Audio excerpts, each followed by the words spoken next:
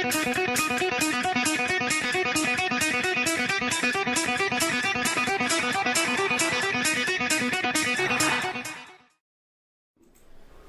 afternoon, Bakersfield. I'm Michael Anderson, and welcome to my first show. It's Common Sense for the Common Man, or Common Sense for the Common People. Don't want to alienate any women out there, or children.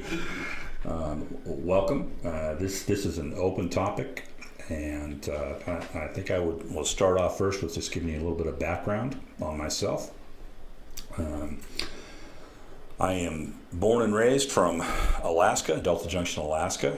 I have a beautiful wife, Martha, and 3 wonderful children and a stepson.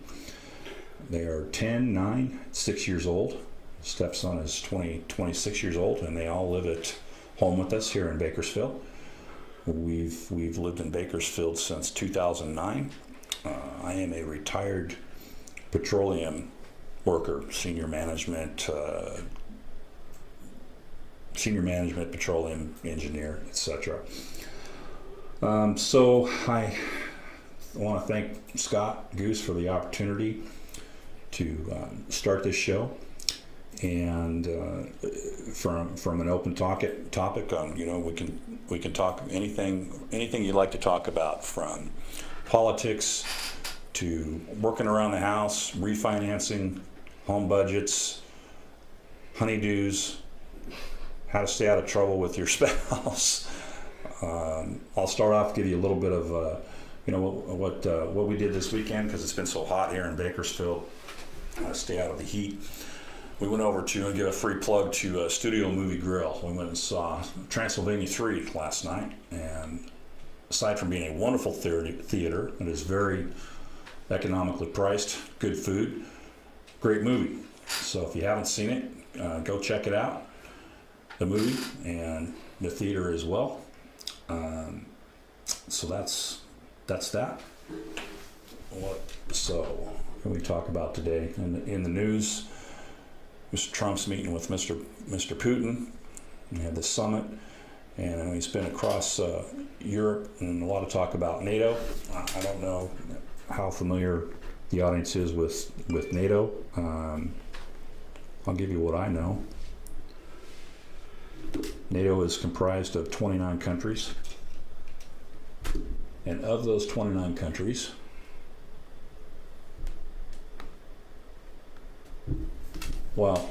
the countries that are in there, there's 12 founding members: Belgium, Canada, Denmark, France, Iceland, Italy, Luxembourg, the Netherlands, Norway, Portugal, the United Kingdom, and the United States.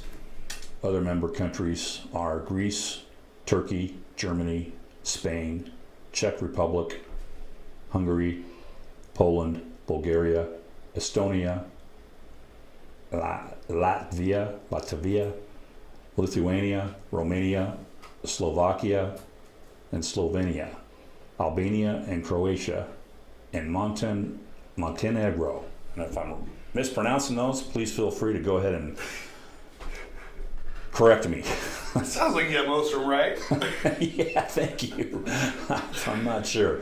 So, some of the stuff that's interesting about this, if you don't know a lot about it, is, NATO was set up after World War II, and the idea was that, set up a defense fund, major countries coming out of World War II, where they would contribute at least 2% of their GDP on a yearly basis, and this would help in acts of anything like what happened with Germany or 9/11 would come up, and you have this fund, and if you messed with any of the countries in NATO, you mess with one, it's like messing with all of them. But what's happened over the years is, I have to pull up my graph here, but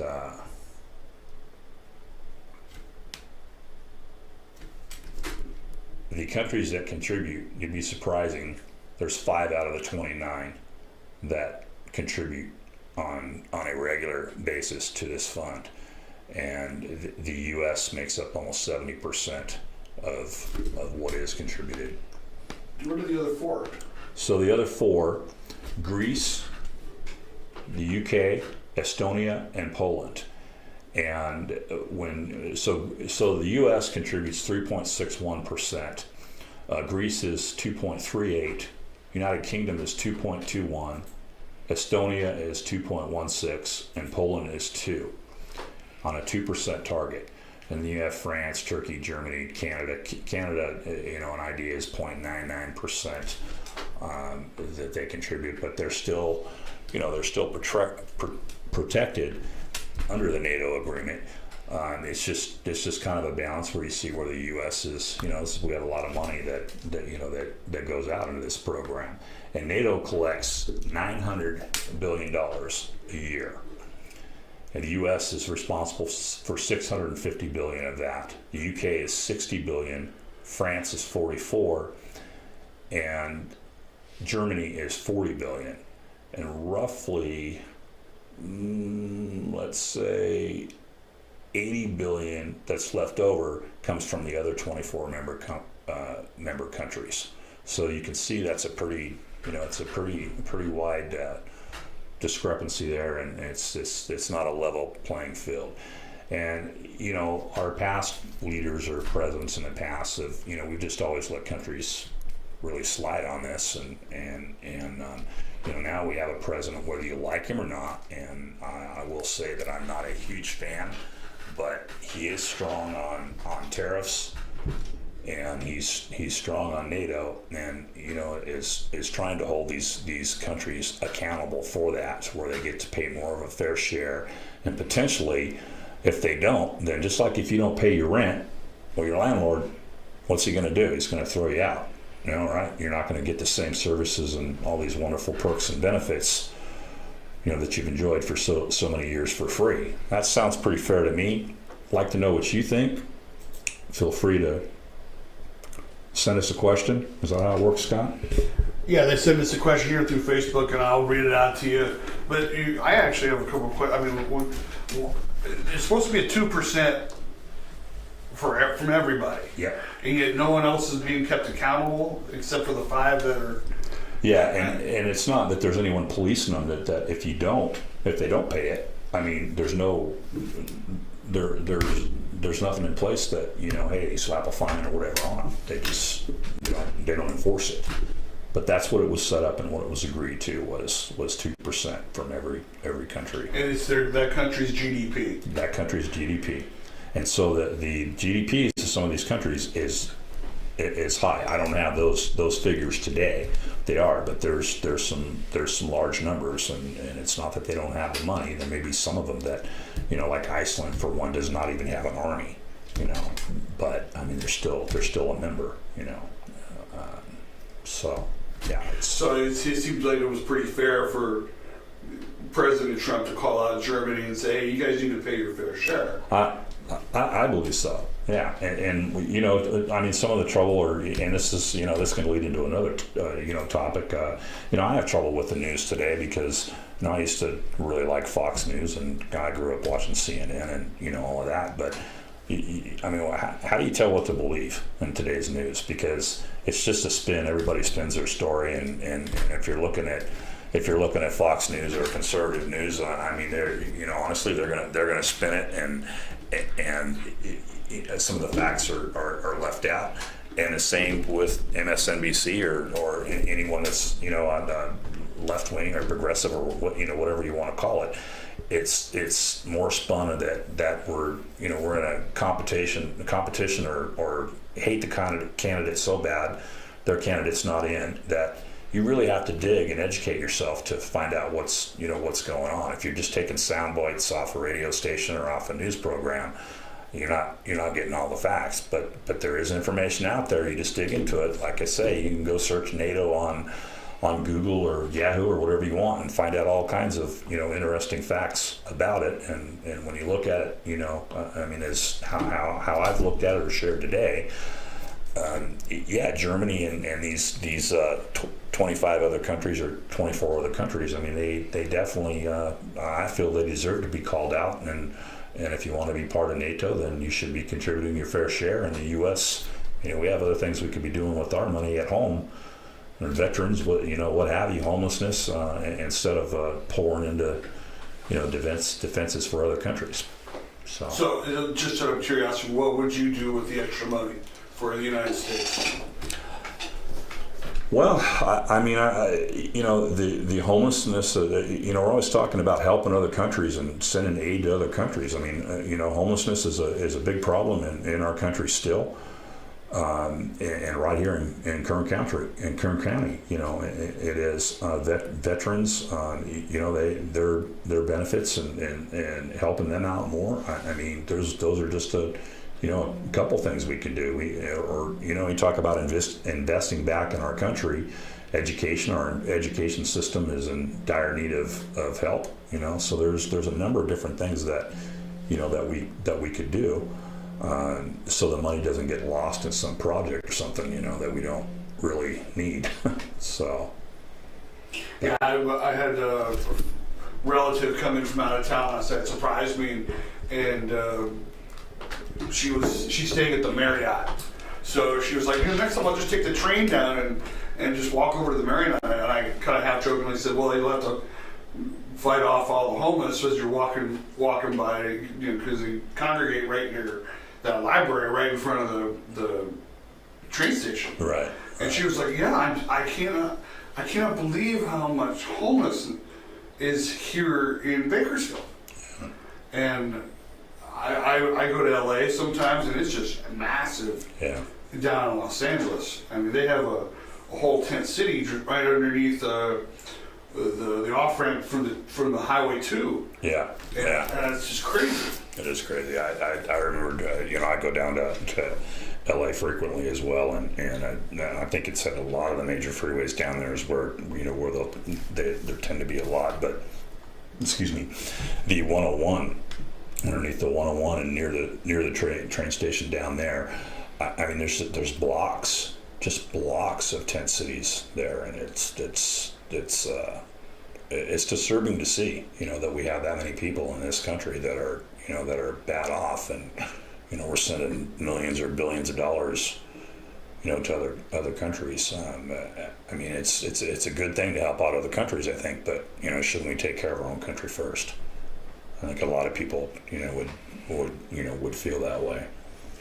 So, and years ago, for me, having a really good profession and good job, I often thought differently of people that I would see on the streets and thinking, well, you just need to go get a job, or you don't apply yourself. But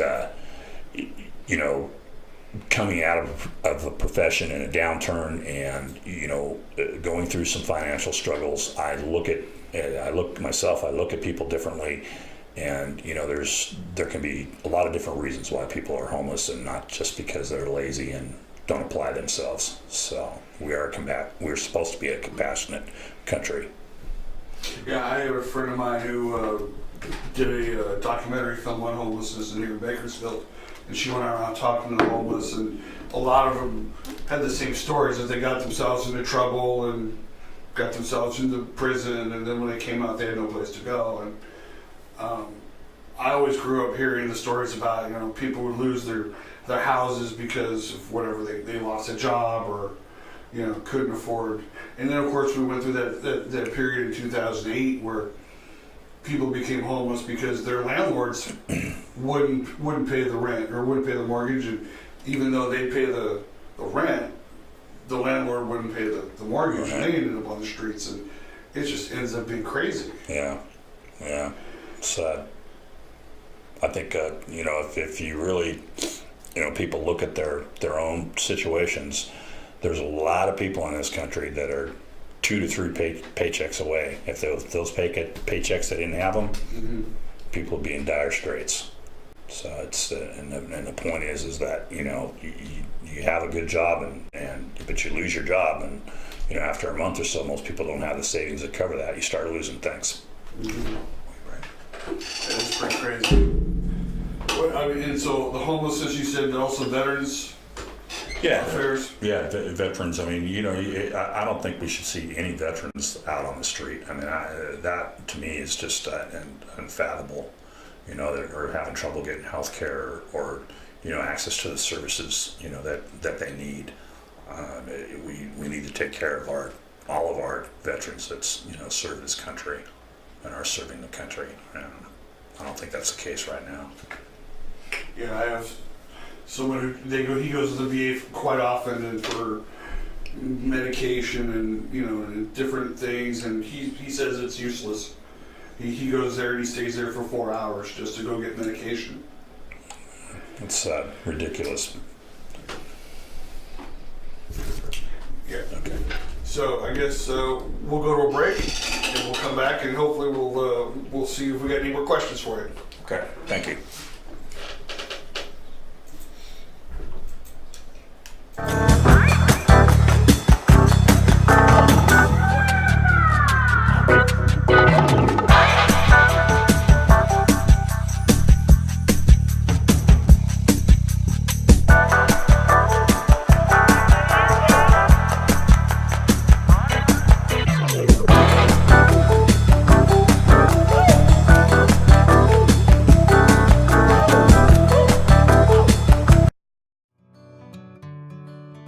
Your home is perfect.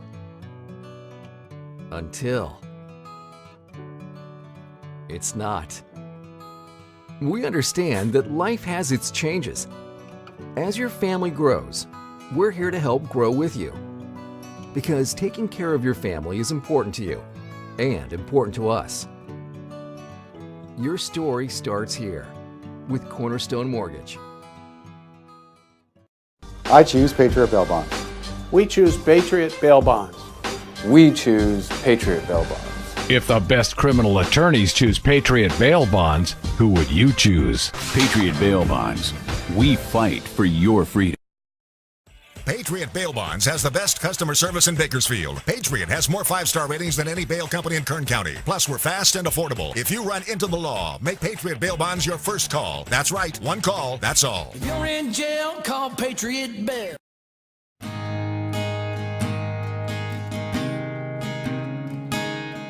At the time you were arrested, you were served with a DS-367 temporary driver's license. It's good for 30 days, but if you don't act within 10 days, at the end of those 30 days, your license will be suspended. It's important for your lawyer to contact the DMV for you. Set up a driver's license administrative hearing so that your license does not go into suspension. That's something here at Braemar Law we do for you.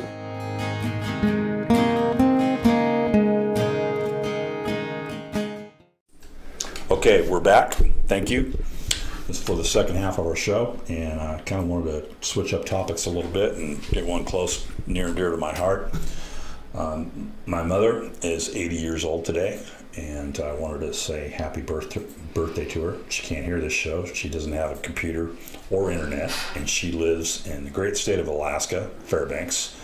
That's where I was raised, and she's been trying to get out of there, move out of there for the last 15, 20 years.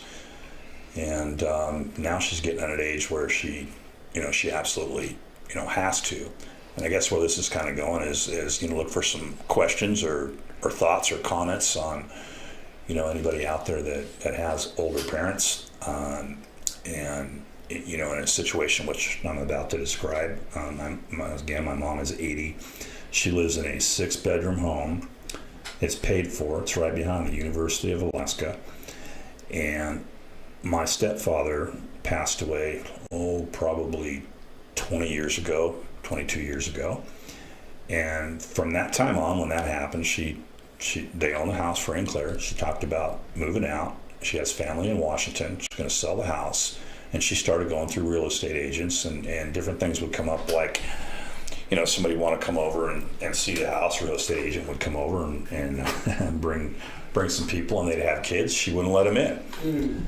She wouldn't show it. She didn't want kids in there running around. They wouldn't take off their shoes. She wouldn't let them in. And over the course of time, she's basically been banned from every real estate agent in Fairbanks. And now, she's at a point where, she's probably suffering a little bit from like dementia type stuff, and she really does need to get out of Alaska. Last year, she out of the 6 bedrooms, she turned off all the heaters except for one in one room. And you know, Fairbanks gets 40, 50, 60 below sometimes. And she did that all winter long. And you know, we had her come down and stay with us for about a month at our house. We wanted her to stay here. She absolutely despises California. She'd rather stay up there and freeze. And so where we're at now, and talked to her this weekend, is that you know, I'm gonna plan to go up there and see if we can sell her house up, get her house ready to sell, and do it for sale by owner, and try to get her out of Alaska and get to Washington where she wants to be. But it's hard because, you know, I've gone up there several times before over the years, and you know, I'll get there and she'll change her mind. She doesn't want to sell it. She's not going to get the price that she wants for it. She, you know, there's just 100 different reasons that she'll change her mind. You know, and it's tough. But it's, you know, I'm at this point now. I'm 54 years old, and my mom is getting to a point where she cannot make some of these decisions for herself, and you know, we're going to have to do some of that, and it's a tough thing. And I imagine there's a lot of people out there facing the same thing, so be interested in your comments or questions or what have you. Yeah, I find it interesting how you said she would rather live in Alaska than in Canada. She wants to come to California. Yeah. Is there a particular reason why she just doesn't like California? Well, so the traffic just scares her to death, and that's in Bakersfield. I mean, you know, I lived in Huntington Beach for about 20 years, and there's, you know, legitimate traffic in LA and Orange County, but you know, it's not so bad here in Bakersfield. But to my mom, it's absolutely. I mean, she's huddled up in the face pressed against the side window, passenger side of the car, you know. So that's just one, you know, one issue. Just, you know, there's so many people and traffic and stuff. But. And I'm surprised. You said she lives in a 6-bedroom house. Was that where you grew up? Yeah, I grew up in a 6-bedroom house. Oh yeah. My gosh. Yeah, I'm only child, but I mean, it's just it has a wood burning stove. Up until about 5 years ago, she would have somebody deliver a cord or two of wood a year, and she would go out and brush the snow off and bring it in and load the wood stove. And she got to a point where, you know, she hit mid-70s where she couldn't carry the wooden stuff anymore, so she shut that stove down. And she's on baseboard electric heat. It's very expensive. Like we see, maybe people here in Bakersfield in the summer might see $400 or $500 air conditioning bills sometime. Imagine an $800,000-$900,000 electricity bill. You know, it's pretty high. So, and she's on a modest income, Social Security, and a Teamster pension from my stepfather. So. And you said she lives there alone. She lives there alone. That's crazy. No family, you know, and you know, I've over the years I've, you know, averaged going up there at least once, sometimes twice a year. It's expensive to travel up there, and we brought her down here. She's been down to California, probably a dozen times, close to a dozen times over the years. But yeah, she really doesn't like coming here. So it's not the land of fruit and honey for her. So it's good. You just the interesting visual just came to my head. So no, because I see my mother-in-law lives near San Francisco, I'd say. Okay. And when my father-in-law passed away earlier this year, there was some discussion of whether or not she was gonna. She has a 3-bedroom house with a big den and an office and big backyard, and there's been discussion of, you know, whether or not she was going to sell the house, and she's almost the same way. She's like she talks about it, but she can't commit to it, and she's like, well, maybe I'll do it. Well, no, but I want to keep it. It's already paid for. Right. And it's like, why would you want to move away from a house that's already paid for? And I tell her from where she lives, she can sell the house and buy 3 here in Bakersfield. Because, you know, up there, she could get easily a $1.5 million for Right. her house and be able to buy it. 3 houses Buy here. 3 houses here. Or So it's 4, maybe. depending on the neighborhood. Exactly. Yeah. Yeah. Does she have other family up there? Or No, all her family lives here in Bakersfield, which is interesting. Mhm. And a question I had just vanished from my head. No, did you explain to people why you moved from Alaska to California? No, I didn't. So I moved out of Alaska. I was 16 years old, and I always wanted to come to California, and so I did. I had a friend who was in the Marines here at El Toro. My base is no longer there. I don't believe there's no Marines there.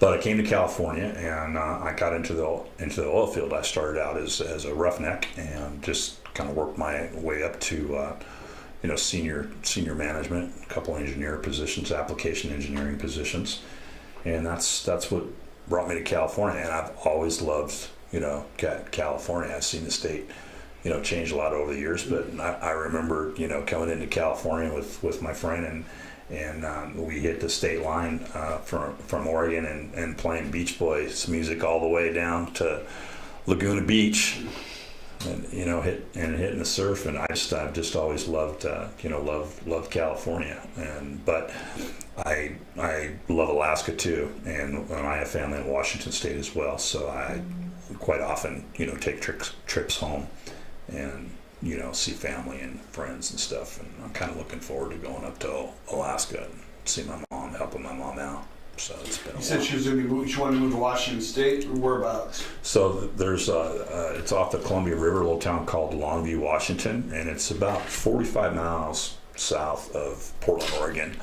30 miles south of Vancouver, Washington.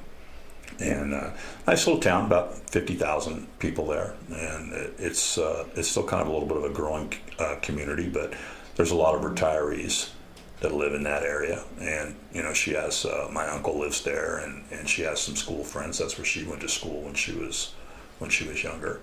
So that's that. But it's cold there too. So she says she wants to get out of the cold. It's rains a lot. If you've been to Washington, beautiful state. Wonderful green, beautiful trees. There's a reason for that. It rains every day, damn near, So, but I was there for a brief trip back in the '80s, late '80s. And you're right. It was a very beautiful place to go to. I was in Seattle for a couple of days, and that was it. That's all I needed was just a couple of days because I wanted to get back home. Yeah. How long has it been since your stepdad died? So he died in let's say it was 2000 or 1999, and that's. Oh, so she's been alone for all this time? She's been alone all that time. Oh, wow. Yeah, and just held fast to the house, and not wanting to leave. And Alaska's kind of it's a special state. I mean, if you're a native up there, you established long residence, and they moved there in 1966, I believe.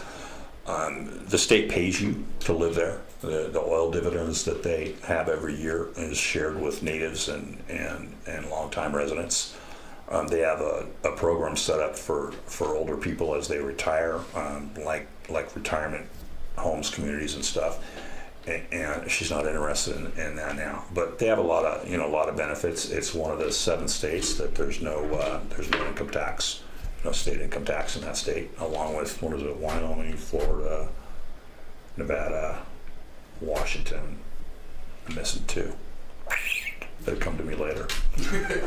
But it has a lot of nice perks. You're hunting and fishing and all that stuff. As a kid, we never bought meat. We always had fresh meat, whether it be moose or buffalo or elk, or we always had fresh meat. So did you hunt? I did. I grew up hunting. Yeah. Because there are a lot of people who I know that hunt here. Well, they don't hunt here in Bakersfield, but they go out shooting and they go out hunting, and I've never done it myself, but I know why people do it. So. Yeah. It sounds like fun. It sounds like what's the biggest, I want to say animal, I shot a bear when I was about 13, 14 years old, and it wasn't hunting it. It was out of bears run around up there like dogs run around here, and so we, my stepfather, we had a gold mine claim, and it was roughly 200 claims, which is 4 or 5 acres. And we started working out when I was like 10 years old, and we would get wild animals, that would come in there, and normally you don't mess with them, but a bear had been coming into our camp and going after food, and I just happened to be the one that was there when it came in one morning at a charge, and took a couple shots and put it down because it was coming into attack. It was on a run. So, but people that when you grow up there, hunting is not a sport. It's more of a survival. You shoot a moose and that's going to last you 2 or 3 years. You put it in your freezer. You make sausages, hamburgers, jerky, all kinds of different stuff, and you use almost every piece. From the hide to everything. And this is a moose? As a moose, yeah. So I don't want to sound, just the thought of having a moose burger, that sounds just interesting and delicious. It's awesome. It is delicious. It's all, it's the stuff that, the Indians and people and states or countries that do a lot of hunting. I mean, it's how you prep the meat and you prepare it after you've shot it. But it's better than any meat you've ever tasted in stores. Same with buffalo. I mean, it's just incredible, but again, it's not a sport hunt, and so we do that in the winter. Those are wintertime animals. And then in the summer, you're chasing salmon and halibut. And I still, time to time will go up and charter out and go after some salmon and halibut because there's nothing like fresh fish. Fish. So before we go, what do you think about the anti-hunting people that put the signs and the... I have never, my wife is one of those people. And I'm not against hunting, but I am against sport hunters. And that said, I have never hunt or fished outside of Alaska. The fishing here in California, my understanding is stocked lakes. Well, I didn't deal with that when I was a kid. It was all natural, and there was plenty. But I'm very against people that are hunting sport or that waste meat or just after it, so they've got a trophy, or something. To me, if you need it, you're going to utilize the meat. And no, I agree with that. Yeah. I've always thought when I went fishing, I was there to catch something to eat. I wasn't there to pick it up and look at it and then throw it back. Because I think it's crueler to the animal to do that than to cook it and eat it. For those no hunters out there, I mean, you're not eating at McDonald's or Arby's or Subway or anything, right? Because where do you think all this meat comes from? Mm-hmm. So you do have to have. I don't want to eat grass.